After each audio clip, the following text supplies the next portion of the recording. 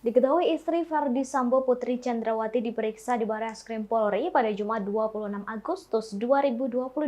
Saat datang, Putri tampak tampil berbeda mengenakan kerudung berwarna hitam dan pakaian serba hitam. Penampilan tersebut sempat mengecoh wartawan yang ada di Barreskrim Polri. Putri tampak menutupi wajahnya menggunakan kerudung yang ia gunakan.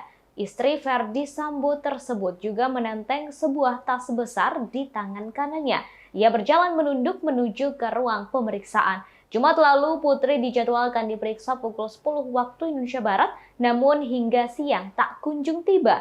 Hingga akhirnya sebuah mobil milik Putri tiba dan awak media mengejarnya. Namun ternyata Putri tak ada di dalam mobil yang diduga memang sengaja disiapkan oleh tim Putri untuk mengecoh awak media. Dugaan itu muncul setelah mobil tersebut berkeliling di sekitar Mabes Polri dan tak melintas di depan pintu masuk Barreskrim Polri. Ternyata Putri hadir menggunakan mobil lain dan masuk ke Barreskrim Polri melalui pintu lain. Ia masuk ke gedung Barreskrim Polri didampingi oleh sejumlah wanita dan pria berseragam batik. Diketahui Putri telah ditetapkan sebagai tersangka dalam kasus pembunuhan Brigadir J. Selama 12 jam pemeriksaan, Putri dicecar 80 pertanyaan oleh penyidik dan tetap menyebut dirinya mengalami pelecehan seksual. Hal itu disampaikan oleh pengacara Putri Chandrawati, Arman Hanis. Arman menambahkan pengakuan tersebut sudah tercantum dalam berita acara pemeriksaan atau BAP.